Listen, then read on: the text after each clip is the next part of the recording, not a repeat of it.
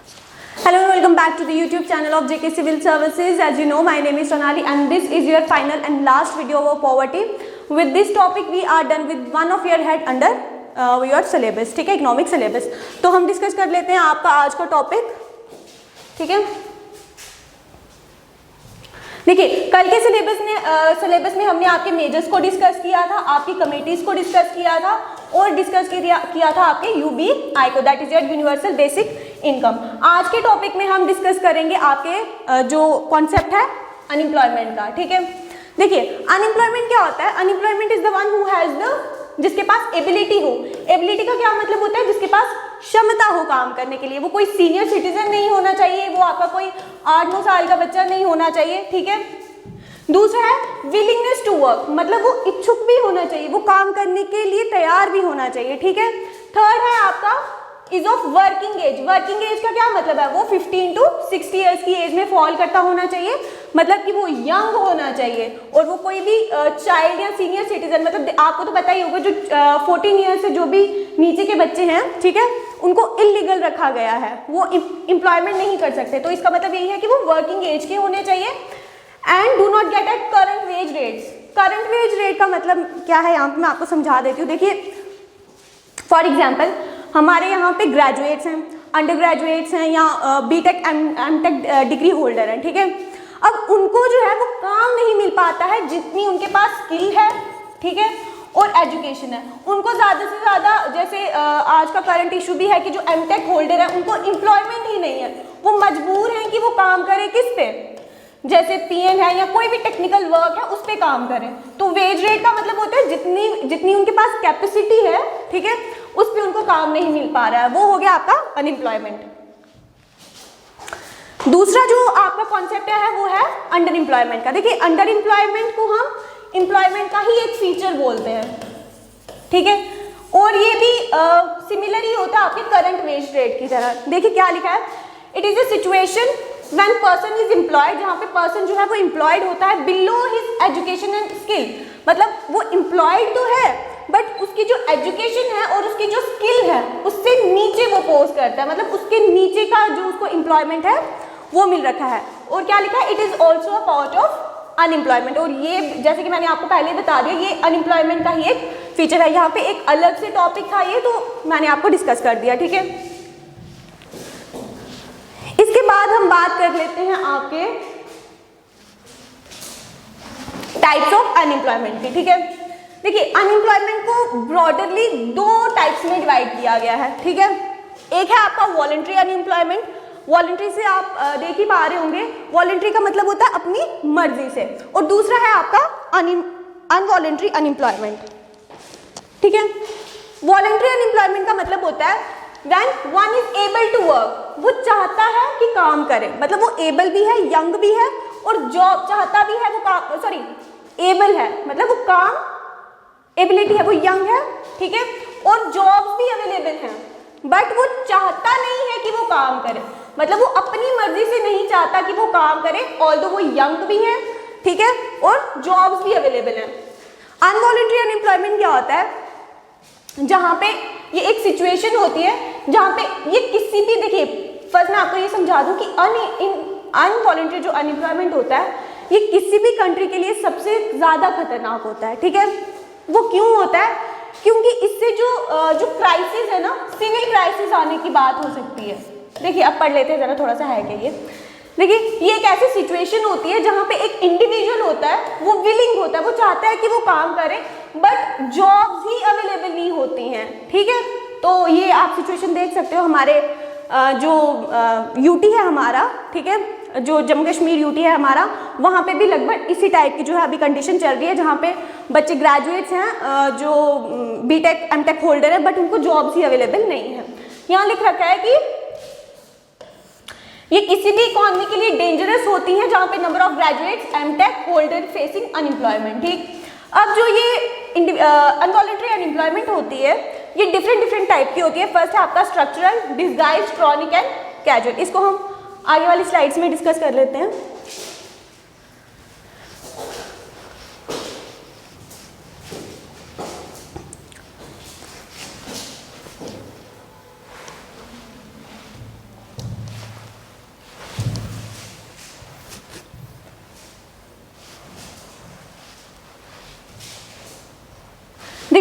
Types of अनवॉलंटरी unemployment, इसमें first ही है structural unemployment. अब स्ट्रक्चरल अनएम्प्लॉयमेंट का क्या मतलब होता है, देखिए जब किसी भी इकोनॉमी के स्ट्रक्चर में, किसी भी इकोनॉमी के स्ट्रक्चर में चेंज आए और उससे जो अनएम्प्लॉयमेंट होती है वो होती है आपकी स्ट्रक्चरल अनएम्प्लॉयमेंट। एक एग्जांपल से इसको समझने की कोशिश करते हैं। देखिए जो 1850 का टाइम था, 1850 के आसपास आपका हो जाता है इंडस्ट्रियल रेवोल्यूशन।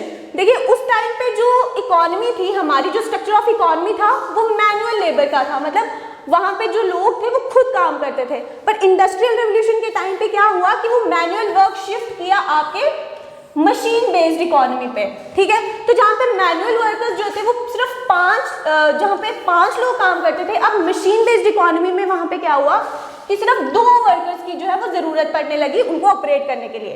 तो यहाँ पे जो डिफरेंस आया 3 लोगों का, वो अनएम्प्लॉयड हुए और उसको कौन सी जो अनएम्प्लॉयमेंट बोला जाता है वो आपका स्ट्रक्चरल अनएम्प्लॉयमेंट, मतलब इकोनॉमी की स्ट्रक्चर की चेंज की वजह से वो आपका अनएम्प्लॉयमेंट हुआ। देखिए अब ये जो स्ट्रक्चरल अनएम्प्लॉयमेंट होता है ये किसी भी इकोनॉमी में लॉन्ग टर्म में रहता है और गवर्नमेंट को इसके लिए स्टेप्स और प्लान्स लेने पड़ते हैं इसको ठीक करने के लिए, ठीक है। ये ऑटोमेटिकली भी कभी भी ठीक नहीं होता। इसके बाद आपका नेक्स्ट है फ्रिक्शनल अनएम्प्लॉयमेंट, ठीक है। फ्रिक्शनल अनएम्प्लॉयमेंट क्या होता है, मैं आपको इसको एक एग्जांपल से समझाने की कोशिश करती हूँ। मान लीजिए आपके पास एक इंडिविजुअल है, ठीक है, वो किसी कंपनी में या किसी सेक्टर में काम कर रहा है जहाँ पे उसको 50,000 पर एनम मिल रहा है, ठीक है। अब वो चाहता है कि उसकी जो इनकम है वो ज़्यादा बढ़ जाए, ठीक। तो उसको पता चलता है कि किसी और सेक्टर में या किसी और कंपनी में जो है वो एक जॉब ऑफर, मतलब एक जॉब निकली है जहाँ पे उसको 1 लाख पर एनम मिल रहा है। अब ये क्या करेगा, ये जहाँ पर भी काम कर रहा होगा, जिस भी एग्जिस्टिंग कंपनी या सेक्टर में काम कर रहा होगा वहाँ पे ये जॉब को छोड़ेगा और इस वाली जॉब को जो है वो प्रिपेयर करने की कोशिश करेगा, ठीक है। तो इस ट्रांजिशनल पीरियड में जितनी देर इसने ये अपॉर्चुनिटी थी जो इसको मिली थी, जहाँ पे जॉब निकली थी, उसको तैयारी के लिए लगाया, फॉर एग्जांपल पढ़ने के लिए या कुछ भी करने के लिए, तो उस ट्रांजिशनल पीरियड तक जितनी भी उसके जितने भी टाइम के लिए वो जो है अनएम्प्लॉयड रहेगा उसको बोला जाता है आपका फ्रिक्शनल अनएम्प्लॉयमेंट, ठीक है। तो क्या लिख रखा है यहाँ पे, when workers move from one job to another and spend time to trying to find his or her job। ये किसी भी जो अनएम्प्लॉयमेंट होता है ये टेम्पररी नेचर का होता है। टेम्पररी नेचर का क्यों होता है कि जैसे कि हमने देखा कि ये सिर्फ 1 मंथ या 2 मंथ के लिए, जितनी टाइम पीरियड के लिए भी तैयारी करेगा उस टाइम पीरियड के लिए ये अनएम्प्लॉयड रहता है। बाद में जब इसको जॉब मिल जाएगा तो ये एम्प्लॉयड हो जाएगा, इसलिए ये टेम्पररी नेचर का होता है। इसके अलावा इसके एग्जांपल्स क्या है, मतलब फ्रिक्शनल अनएम्प्लॉयमेंट क्यों होता है। फॉर एग्जांपल स्ट्राइक्स की वजह से जब लोग अनएम्प्लॉयमेंट हो तो जाते हैं बट बाद में उनको वापस एम्प्लॉयमेंट मिल जाता है। रिट्रेंचमेंट होता है जब एम्प्लॉयर जो है वो अपने एम्प्लॉयज को जो है वो बाहर निकाल देता है, तो जितनी देर तक उसको नया जॉब नहीं मिलेगा वो अनएम्प्लॉयमेंट रहेगा। और ये तो हमने डिस्कस कर ही लिया, looking for a better job.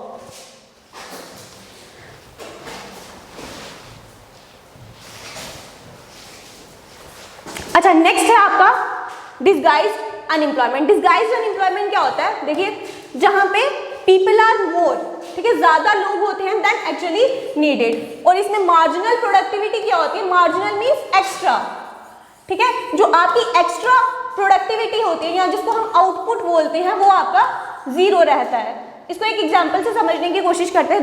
देखते हैं कि देखिए कोई भी एक फार्म ले लो आप, कोई भी एग्रीकल्चर फील्ड ले लो या कोई भी एक सेक्टर ले लो जहाँ पे 3 वर्कर्स जो है वो एम्प्लॉयड हैं, ठीक है, और इनका जो आउटपुट है वो 10 यूनिट का है, ठीक है, 10 यूनिट का आउटपुट है इनका। अब हमने क्या किया कि उसी सेम सेक्टर में एक एक्स्ट्रा पर्सन को डाला, ठीक है।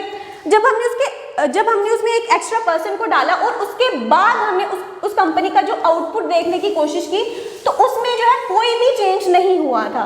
तो जब चेंज ही नहीं हुआ इसलिए जो उसकी मार्जिनल प्रोडक्टिविटी रही, जो उस इंसान की जो एक्स्ट्रा प्रोडक्टिविटी रही वो हमारी क्या रही, 0। और ये सबसे ज्यादा एविडेंट कहाँ होता है, पब्लिक सेक्टर या एग्रीकल्चर सेक्टर। पब्लिक सेक्टर में हम बात कर लेते हैं, जैसे आपका बैंक हो गया, बैंक में एक्चुअली दो लोग ही सेम जो काम हो रहा है या जो आउटपुट हो रहा है वो सिर्फ दो लोग दे सकते हैं। बट वहाँ पे ये बैंकिंग सेक्टर है, ठीक है, पब्लिक सेक्टर है, जो गवर्नमेंट का सेक्टर होता है, ठीक है, तो वहाँ पर जो है दो एक्स्ट्रा लोगों को एम्प्लॉयड किया जाता है। बट ऐसे चूंकि कोई ज़रूरत नहीं होती, क्योंकि जो आउटपुट होता है वो सेम ही रहता है और इनको अब हम बाहर भी नहीं निकाल सकते क्योंकि ये गवर्नमेंट एम्प्लॉयज होते हैं, इसलिए ये ज़्यादा एविडेंट रहता है आपका पब्लिक सेक्टर और एग्रीकल्चर सेक्टर में। उसके बाद आ जाता है आपका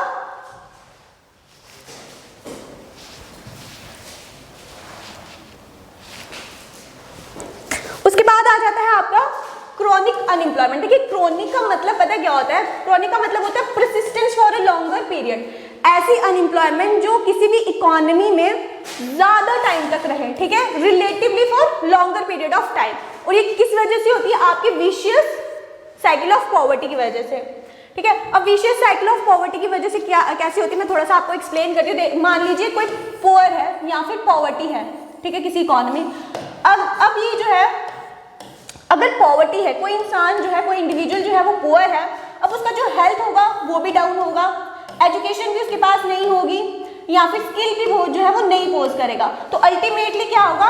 ये रह जाएगा अनएम्प्लॉयड, ठीक है, अनएम्प्लॉयड रह जाएगा। जब ये अनएम्प्लॉयड रह जाएगा तो जो प्रोडक्शन है, ठीक है, वो भी कम रहेगी, तो इनकम जो होगी वो भी कम जनरेट होगी और अल्टीमेटली वो इंसान वापस आ जाएगा आपके पॉवर्टी के सर्कल में। तो अगेन वो जो है वो इसी साइकिल में, जो कि विशियस साइकिल है आपकी पॉवर्टी का, यही इंसान जो है वो पुअर रहेगा, यही इंसान जो है वो अनएम्प्लॉयमेंट रहेगा। तो ये जो है ये वापस लूप होल में एक तरह से चलने की कोशिश होती है। तो ये होता है आपका विशियस साइकिल ऑफ पॉवर्टी। उसके बाद आ जाता है आपका सीजनल अनएम्प्लॉयमेंट।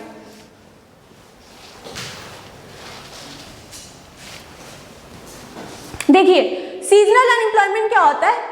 जैसे कि आपको पता ही होगा कि ये जो है ये सीजनली अकर होता है, ठीक है, और पर्टिकुलर इन नेचर होता है। फॉर एग्जांपल जैसे अभी आप मान लो कि जो पीनट का सीजन है, ठीक है, जो आपका मूंगफली होती है, या फिर इसकी बेस्ट एग्जांपल आप ले सकते हो आइसक्रीम वाले की, ठीक है। इसको एक पर्टिकुलर टाइम में जो है वो एम्प्लॉयमेंट मिलता है, एक पर्टिकुलर टाइम होता है जहाँ पे इसको एम्प्लॉयमेंट मिलता है। तो ये होता है आपका सीजनल अनएम्प्लॉयमेंट। उसके बाद आ जाता है आपका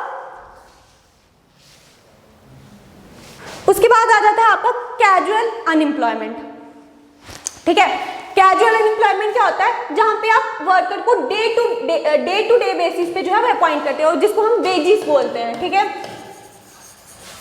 और आप उसको निकाल भी देते हो, ठीक है, आप उसको लीव भी कर देते हो जब। और ये जो होता है वो कॉन्ट्रैक्ट मतलब ये कॉन्ट्रैक्ट के बेसिस पे होता है। फॉर एग्जांपल आपको मैं एग्जांपल से समझाने की कोशिश करती हूँ। फॉर एग्जांपल आप मान लीजिए आपने जो आपके घर पे जो है वो कंस्ट्रक्शन का काम चल रहा है, ठीक है, और आपने डेली वेजेस पे डे टू डे बेसिस पे वहां पे एक लेबरर को जो है वो डिप्लॉय किया है। अब आपके घर में जो है वो काम खत्म हो चुका है, तो इसलिए आप उसको जो है वो बाहर निकाल दोगे, और जब आपने उसको बाहर निकाल दिया वापस, तो वो वापस जो है वो अनएम्प्लॉयड हो जाता है। तो ये होता है आपका कैजुअल अनएम्प्लॉयमेंट, जहाँ पे आप डे टू डे बेसिस पे जो है वो वेजेस देते हो, और एक बार जब आपका काम हो जाता है तो आप उनको जो है वो बाहर निकाल देते हो, और उस टाइम के लिए जब तक उसको वापस जो है वो काम नहीं मिलेगा उस टाइम तक वो वापस अनएम्प्लॉयड रहता है। उसके बाद आ जाता है आपका, ये आपका लास्ट था कैजुअल अनएम्प्लॉयमेंट। यहाँ तक ही आपके टाइप्स ऑफ एम्प्लॉयमेंट थे।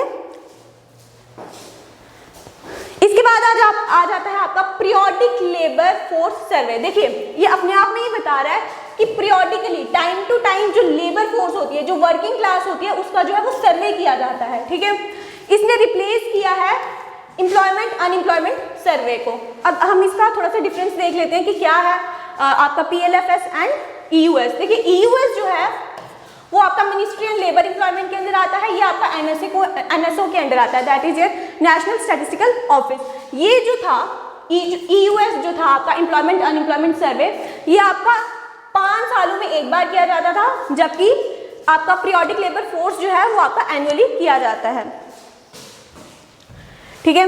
इसके बाद जो EUS है, ठीक है, वो सर्वे के लिए लेता था आपका मंथली कैपिटा एक्सपेंडिचर, जबकि जो आपका PLFS है वो लेता है एजुकेशनल लेवल को इंस्टेड ऑफ मंथली। देखिए जो एजुकेशनल लेवल है वो आपके जो इकोनॉमी में, ठीक है, वो नंबर को तो बताएगा ही बताएगा कि कितने नंबर हैं एम्प्लॉयड, क्योंकि एजुकेशन ही जो है वो डायरेक्टली करता है किसको, एम्प्लॉयमेंट को रिफ्लेक्ट करता है, साथ ही साथ उसकी क्वालिटी को भी, कि क्वालिटी कैसी है आपके एम्प्लॉयमेंट की, उसको भी जो है वो बताता है। इसीलिए जो आपका पीरियोडिक लेबर फोर्स सर्वे है वो एजुकेशन को लेता है as a parameter for your सर्वे।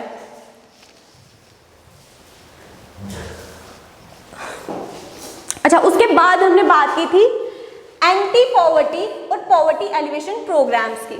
देखिए, जो आपकी एनसीईआरटी क्लास 11th की जो आपकी इकोनॉमी की एनसीईआरटी है वो कहती है बेसिकली कि जो गवर्नमेंट ऑफ इंडिया है, ठीक है, ये मैंने बेसिकली उसी में से ये पोर्शन निकाला आपकी 11th क्लास की एनसीईआरटी से। वो कहती है कि जो गवर्नमेंट ऑफ इंडिया है उसने टाइम टू टाइम आफ्टर 1947 के बाद टाइम टू टाइम 3 एस्पेक्ट से, 3 अप्रोचेस से जो आपकी पॉवर्टी है उसको कम करने की कोशिश की है। उसी में से एक है आपका एंटी पॉवर्टी या पॉवर्टी एलिवेशन प्रोग्राम। अब हम इसके साथ साथ उन 3 जो एस्पेक्ट्स हैं उनको भी डिस्कस करेंगे, ठीक है। तो पहला जो एस्पेक्ट है वो है आपका इकोनॉमिक ग्रोथ। देखिए, गवर्नमेंट ऑफ इंडिया ने जब 1947 के बाद जब कंट्री जो है वो लिबरेट हुई, उन्होंने कहा कि हम अपना फोकस शिफ्ट करेंगे इकोनॉमिक ग्रोथ में। अगर इकोनॉमिक ग्रोथ होगा तो एम्प्लॉयमेंट जनरेशन होगा, ठीक है, और जब एम्प्लॉयमेंट जनरेट होगा तो पॉवर्टी अपने आप ही कम हो जाएगी। इसीलिए जो आपका फर्स्ट और सेकेंड 5 ईयर प्लान था उसमें जो स्ट्रेस दिया गया था वो दिया गया था आपका एग्रीकल्चर एंड इंडस्ट्रीज को, ठीक है। उसके बाद जो आपका नेक्स्ट एस्पेक्ट है जिसमें मतलब गवर्नमेंट ऑफ इंडिया ने बोला, जो आपका सेकंड एस्पेक्ट लिया पॉवर्टी को कम करने के लिए, वही था आपका पॉवर्टी एलिवेशन प्रोग्राम्स, ठीक है, जो आज तक टिल नाउ हम देख रहे हैं कि किसी ना किसी स्कीम से वो जो है वो इम्प्लीमेंट कर रहा है। और इसकी जो झलक है वो हमें देखने को मिलती है आपके थर्ड 5 ईयर प्लान में, जो कि चला 1961 टू 1966, ठीक है। और इस पॉवर्टी एलिवेशन प्रोग्राम में जो सबसे सक्सेसफुल आपका प्रोग्राम रहा था वो था आपका फूड फॉर वर्क। ये चला था आपका 1970 के अंडर। ये सारा डाटा मैंने आपकी 11th क्लास की एनसीईआरटी जो है, so yes we were talking about your food for work, ठीक है, जो आपका एक पॉवर्टी एलिवेशन प्रोग्राम था, ठीक है। इसके बाद ये जो पिक्चर है ये मैंने उठाई है आपके एनसीईआरटी क्लास 11th की बुक से, ठीक है। देखिए, यहाँ पे दिखाया गया है फूड फॉर वर्क प्रोग्राम, जिसमें एम्प्लॉयमेंट को रिड्यूस करने के लिए जो वर्कर्स हैं उनको एम्प्लॉयमेंट दिया गया है, ये पत्थर वगैरह उठाने का काम था, ठीक है। इसके अलावा इसी जो पॉवर्टी, ये जो सेकंड एस्पेक्ट था, इसमें जो आपकी स्कीम्स चलाई गई थी वो थी आपकी प्रधानमंत्री रोजगार योजना, स्वर्ण जयंती, शहरी रोजगार योजना। देखिए, अगर हम इस पेज पे वापस आते हैं तो यहाँ पे आपको ये देखने को मिल जाएगा, जैसे मिनिस्ट्री ऑफ रोजगार, प्राइम मिनिस्टर, देखिए यहाँ पे लिख रखा है प्राइम मिनिस्टर रोजगार योजना, स्वर्ण जयंती, शहरी रोजगार योजना, ये चलाई गई है आपकी khadi and welfare industry commission में, ठीक है। ये इम्प्लीमेंट की है, जो ये स्वर्ण जयंती शहरी रोजगार योजना है, ये आपकी इम्प्लीमेंट की है। अगर आप ये वाला पेज भी पढ़ लेते हैं, ठीक है, क्योंकि ये रिसेंट की ये नहीं है, ठीक है, स्कीम्स नहीं है, तो ये इम्पॉर्टेंट मतलब हो सकता है कि आपको एसएसबी ये ना पूछे, इसलिए आप इसको खुद से पढ़ लीजिएगा। मैं आपको सिर्फ जो अभी करंट की होंगी वही करवाऊंगी, ठीक है। इसके बाद जो आपका थर्ड एस्पेक्ट है वो आ जाता है आपका, अब देखिए, फर्स्ट में गवर्नमेंट ने क्या किया, इकोनॉमिक ग्रोथ करने की कोशिश की, ठीक है। सेकंड में उन्होंने जो है पॉवर्टी एलिवेशन प्रोग्राम्स चलाए, ठीक है, पॉवर्टी एलिवेशन प्रोग्राम्स। अब जब इससे भी जो है हमारी पॉवर्टी को कंट्रोल नहीं किया जा सका, तब गवर्नमेंट ऑफ इंडिया ने कहा कि अब हमें जो है वो बेसिक एमिनिटीज जो है वो प्रोवाइड करनी पड़ेंगी, जैसे कि आपके फूड ग्रेन्स, फ्यूल और वाटर्स को जो है वो सब्सिडाइज रेट पे देना पड़ेगा, ठीक है। तो इसके अंडर जो प्रोग्राम्स चलाए गए वो था आपका पब्लिक डिस्ट्रीब्यूशन सिस्टम, जिसको आप राशनिंग शॉप्स कहते हैं, child integrated child development scheme and mid day meal. इसके बाद आ जाती हैं आपकी पॉवर्टी एलिवेशन स्कीम। देखिए, जो हमने पीछे अभी स्कीम्स पढ़ी वो पुरानी हो चुकी हैं और बहुत कम एग्जाम्स में हमें देखने को मिलती हैं, इसलिए मैं आपके साथ वही मतलब जो रिसेंट की जो आपकी पॉवर्टी एलिवेशन स्कीम्स होंगी वही डिस्कस करूंगी। तो उसके अंडर हमारी पहली जो है वो है प्रधानमंत्री स्ट्रीट वेंडर आत्मनिर्भर निधि। देखिए ये जो स्कीम है इसमें से रिसेंट अभी जो आपका यूपीएससी है, ठीक है, जो इंजीनियरिंग सर्विसेज के लिए जो आपका एग्जाम होता है उसमें से क्वेश्चन रिसेंट पूछा गया है, इसी में से पूछा गया है, ठीक है। अब ये है क्या, इसको इम्प्लीमेंट किया है ministry of housing urban affairs ने, ठीक है। और इसमें होता क्या है, माइक्रो क्रेडिट्स मतलब छोटे छोटे जो लोन्स हैं, कहाँ तक के 10,000 के, वो दिए जाते हैं टू किसको, स्ट्रीट वेंडर्स को, क्योंकि वो जो है वो हमारे कोविड के टाइम पे इफेक्ट हुए थे, जहाँ पे हमारी सारी शॉप्स बंद थी, सारे जो ये छोटे छोटे वेंडर्स, जो ये स्ट्रीट पे जो वेंडर्स होते हैं उनका काम भी रुक गया था, इसलिए उन्हीं को फैसिलिटेट करने के लिए, ठीक है, उनके लाइवलीहुड को वापस जो है ट्रैक पे लाने के लिए हमने ये जो ये स्कीम थी उसको इनिशिएट किया था, ठीक है।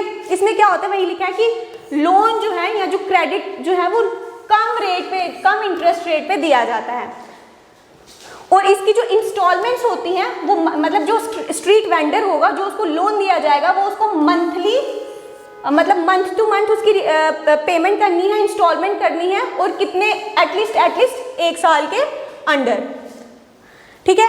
उसके बाद आपका सेकंड आ जाता है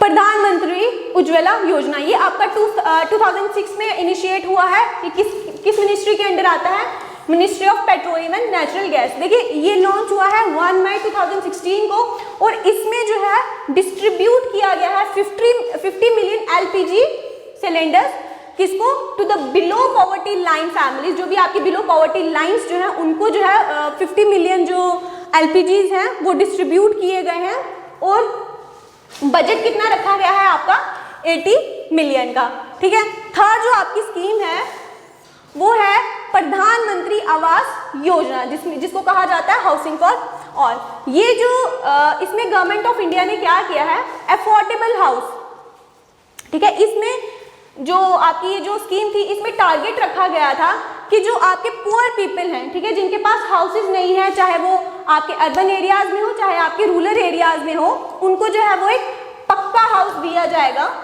ठीक है, एक पक्का हाउस दिया जाएगा बाय मार्च 31, 2022, मतलब इसी साल तक उनको जो है ये स्कीम को है जो वो पूरा करना था, जिसके अंडर उनको जो है वो अफोर्डेबल हाउसेज जो है वो प्रोवाइड करने थे। देखिए अब इसमें हुआ क्या है, ये रिसेंट न्यूज में इसलिए था क्योंकि प्रधानमंत्री आवास योजना को जो है वो 2 हिस्सों में बांटा जाता है। एक में तो आपका आ गया अर्बन लोगों के लिए जो घर बना के दिए जाएंगे, और एक जो था वो रूरल लोगों को घर बना के दिए जाएंगे, रूरल एरियाज में जो पुअर पीपल हैं उनको घर बना के दिए जाएंगे। बट जो ये वाला रूरल एरिया में जो घर बनाने वाला जो उनका गवर्नमेंट का जो था वो अभी जो है वो कंप्लीट नहीं हो पाया, इसलिए इसकी जो डेडलाइन थी वो 2022 से बढ़ाकर 2024 जो है वो कर दी गई है। इसके बाद ये स्कीम जो थी वो 2016 के अंडर आई थी, और किस मिनिस्ट्री के अंडर आई थी, ये आई थी आपकी मिनिस्ट्री ऑफ रूरल डेवलपमेंट, ठीक है। इसी के साथ हमारा जो पॉवर्टी का जो सब हेड था एक इकोनॉमी के सिलेबस के अंडर आपके वो हो जाता है कंप्लीट। अब आपको इसमें एक काम करना है कि जो आपकी रिसेंट की स्कीम्स हैं, ठीक है, जो JNK ने लॉन्च की है for employment generation for and poverty alleviation के लिए, वो आप एक बार एग्जाम से पहले पढ़ के ज़रूर जाइएगा, या फिर अगर आप हमारी जो करंट अफेयर्स की सीरीज़ है जो हुमैरा मैम ने स्टार्ट की है, अगर आप उसको भी फॉलो कर रहे हो तो वो आपको वहाँ पे देखने को मिल जाएंगी। इसके बाद अब जो कल का लेक्चर होगा, ठीक है, उसमें हम डिस्कस करेंगे आपके सोशल सेक्टर इनिशिएटिव्स को, ठीक है। So this is all for today, so thank you very much.